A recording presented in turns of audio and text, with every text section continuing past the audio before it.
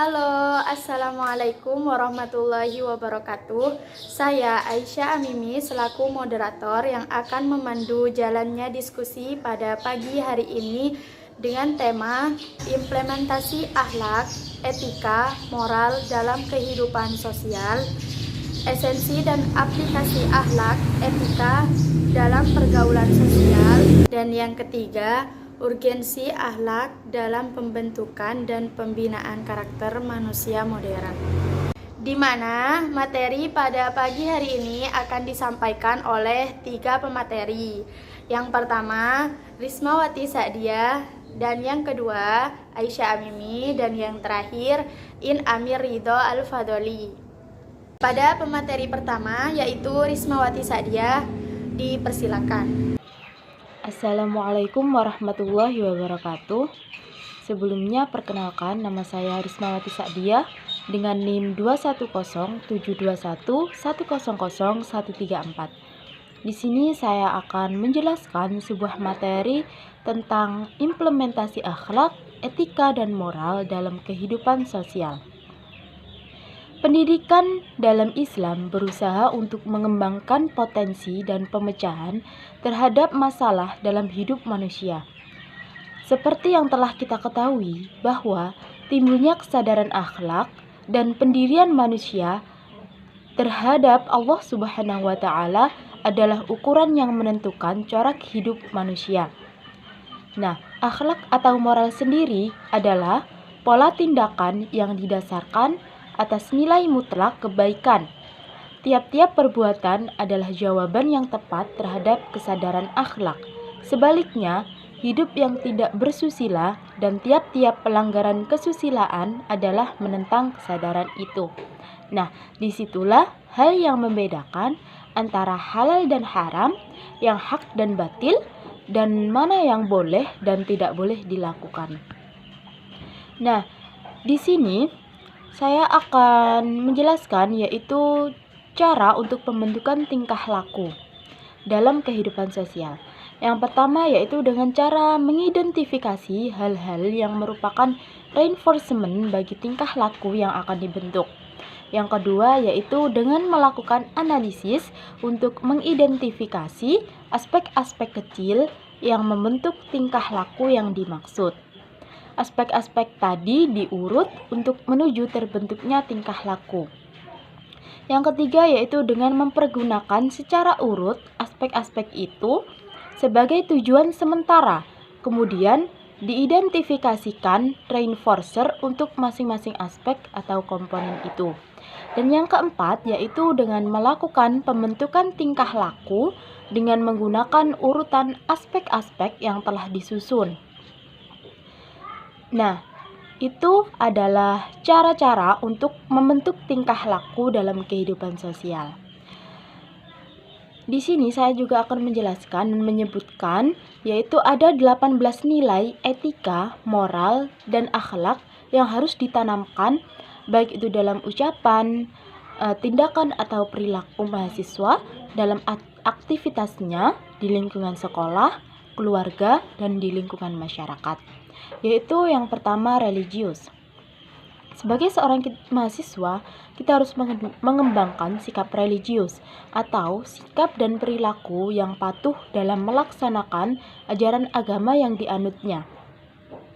Toleran terhadap pelaksanaan ibadah agama lain dan hidup rukun dengan pemeluk agama lain.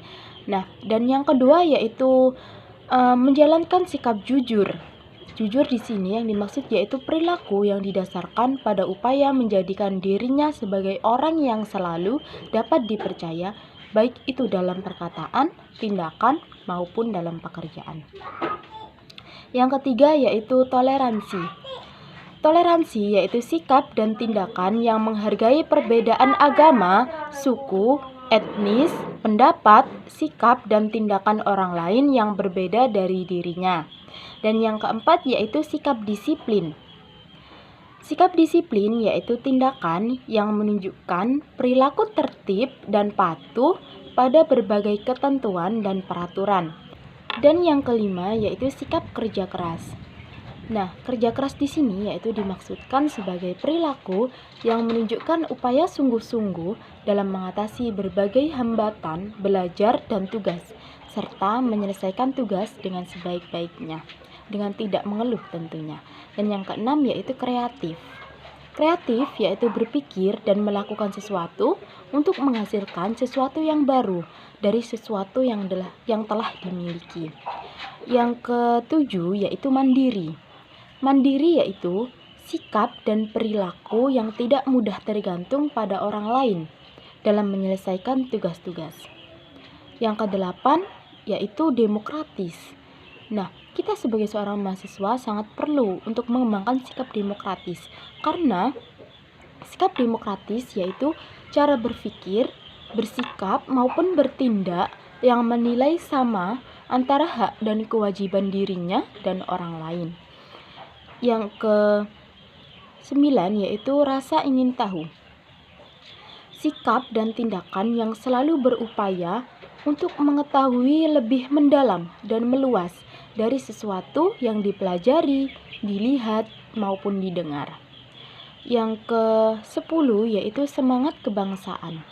Semangat kebangsaan di sini diartikan sebagai cara berpikir, bertindak, dan berwawasan yang menempatkan kepentingan bangsa dan negara di atas kepentingan pribadi dan golongannya. Yang ke-11 yakni cinta tanah air, yaitu cara berpikir, bersikap, dan berbuat yang menunjukkan kesetiaan, kepedulian, dan penghargaan yang tinggi terhadap bahasa, lingkungan fisik, sosial, budaya, ekonomi, dan politik bangsa. Yang ke-12 yakni menghargai prestasi, yaitu sikap dan tindakan yang mendorong dirinya untuk menghasilkan sesuatu yang berguna bagi masyarakat dan mengakui serta menghormati keberhasilan orang lain. Yang ke-13 yakni bersahabat atau komunikatif. Nah, ini juga sangat penting sebagai sikap seorang mahasiswa, yaitu tindakan yang memperlihatkan rasa senang berbicara, bergaul, dan bekerja sama dengan orang lain. Yang ke-14 yaitu cinta damai. Cinta damai di sini dimaksudkan sebagai sikap, perkataan, maupun tindakan yang menyebabkan orang lain merasa senang dan aman atas kehadiran dirinya, diri sendiri, masyarakat, dan lingkungan, baik itu lingkungan alam, sosial maupun budaya. Dan yang ke-15 yaitu gemar membaca. Kita sebagai seorang mahasiswa tentunya harus suka atau gemar membaca. Mengapa? Untuk menambah referensi bagi kita sendiri. Nah, kebiasaan menyediakan waktu untuk membaca berbagai bacaan yang memberikan kebajikan bagi dirinya. Dan yang ke-16 yaitu peduli terhadap lingkungan. Peduli terhadap lingkungan di sini yaitu maksudnya sikap dan tindakan yang selalu berupaya mencegah kerusakan pada lingkungan alam di sekitarnya dan mengembangkan upaya-upaya untuk memperbaiki kerusakan alam yang sudah terjadi. Yang ke-17 yaitu peduli sosial. Nah, peduli sosial di sini yaitu sikap dan tindakan yang selalu ingin memberi bantuan pada orang lain dan masyarakat yang membutuhkan. Yang terakhir yaitu yang ke-18, sikap tanggung jawab. Ini sangat penting bagi seorang mahasiswa. Mengapa? Karena sikap tanggung jawab yaitu sikap dan perilaku seseorang untuk melaksanakan tugas dan kewajibannya yang seharusnya dilakukan. Nah, tataran implementasi dalam sikap dan perilaku sehari-hari. Nah, misalnya dalam 18 nilai etika, moral, dan akhlak yang sudah saya jelaskan tadi, sungguh tidak mudah untuk diimplementasikan atau dilaksanakan dalam kehidupan sehari-hari. Bahkan, harus kita akui bahwa 18 nilai etika, moral, dan akhlak tersebut itu sudah semakin luntur dan pudar, bahkan menghilang dalam kehidupan masyarakat sehari-hari yang serba modern ini. Nah, cukup sekian penjelasan dari saya. Untuk materi selanjutnya akan disampaikan oleh saudari Aisyah Amini. Baiklah, saya mulai. Assalamualaikum warahmatullahi wabarakatuh. Di sini saya akan mempresentasikan tentang esensi penerapan akhlak, etika, dan moral dalam kehidupan sosial. Di zaman modern ini, di mana teknologi sedang menguasai dunia, yang menyebabkan banyak perubahan pada manusia, begitu juga pada etika, moral, dan akhlak yang semakin mengalami kemerosotan. Salah satu faktornya yaitu dalam pergaulan sosial. Salah memilih pergaulan, sesuai yang tercantum dalam kitab Ta'limul Muta'allim, bahwa dalam memilih teman kita jangan melihat dari sifat orang tersebut, namun lihatlah dari teman orang tersebut. Apabila dia bergaul dengan teman yang baik, maka dia juga baik. Apabila dia bergaul dengan teman yang buruk atau nakal, berarti dia juga nakal. Nah, berikut prinsip-prinsip yang harus dikembangkan dalam pergaulan remaja masa kini, yaitu yang pertama, mampu mengontrol dan menyesuaikan diri dalam semua situasi. Yang kedua, mencari kawan yang dapat memotivasi untuk mengembangkan potensi diri. Yang ketiga, mengembangkan sikap tanggung jawab pada setiap tugas yang diemban. Kemudian beralih pada 3 kunci utama pergaulan menurut Islam. Yang pertama, ta'aruf. Artinya saling mengenal satu sama lain itu wajib ketika kita akan melangkah keluar untuk bersosialisasi. Contohnya, awal kita masuk kuliah harus kenalan sesama maba. Kita kan awalnya tidak kenal, jadi kenal, ya kan? Dan yang kedua, tafahum. Setelah kita mengenal, pastikan kita tahu juga semua yang ia sukai dan benci dan karakter orang tersebut. Dengan memahami, kita dapat memilah dan memilih mana teman yang harus kita jauhi dan mana teman yang pantas untuk kita gauli. Dan yang ketiga, ta'awun atau saling menolong. Islam sangat menganjurkan kepada umatnya untuk saling tolong-menolong dalam hal kebaikan.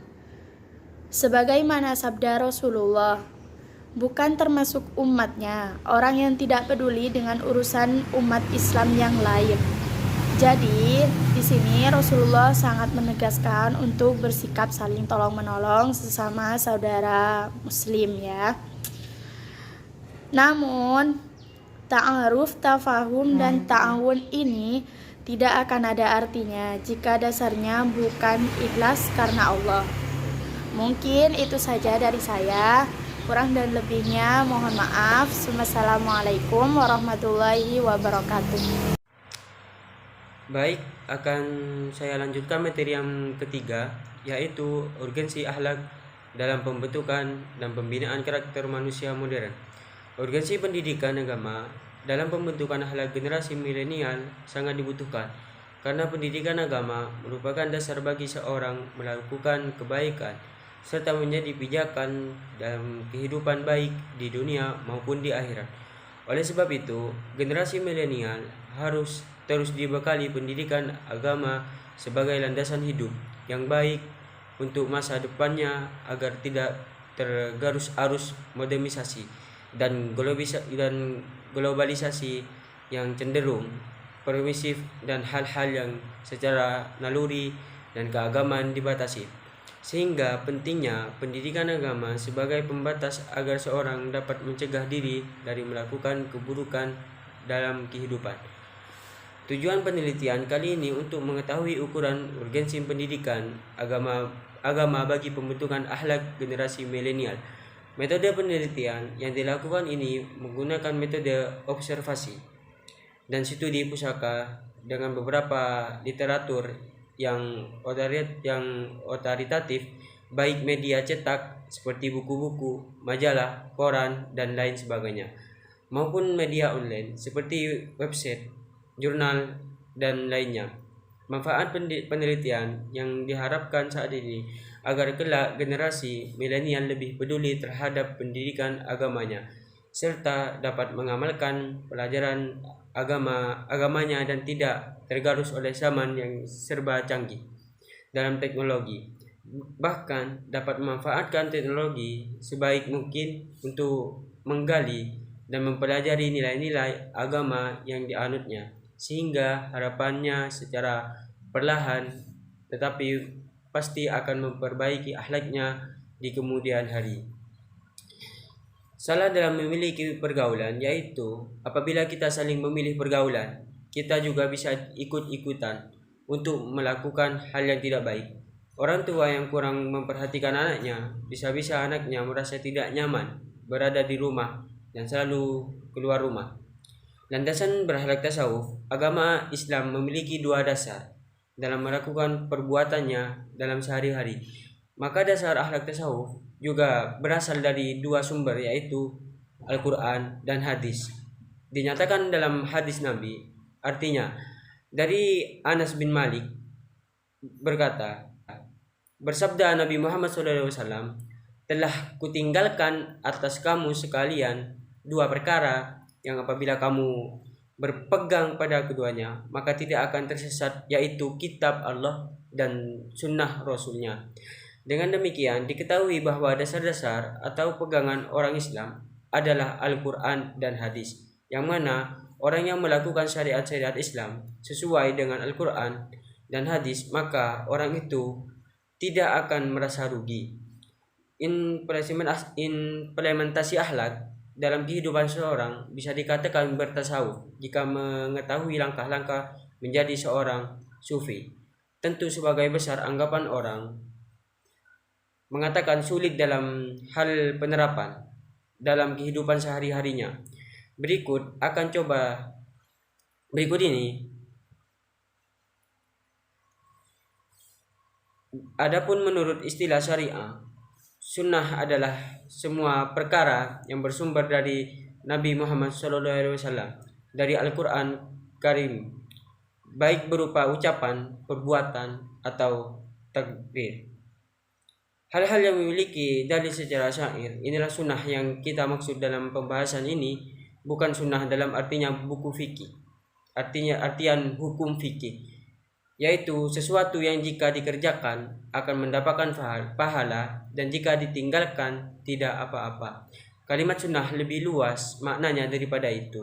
Segala sesuatu yang diperintahkan, diajarkan dan dicontohkan oleh Rasulullah SAW.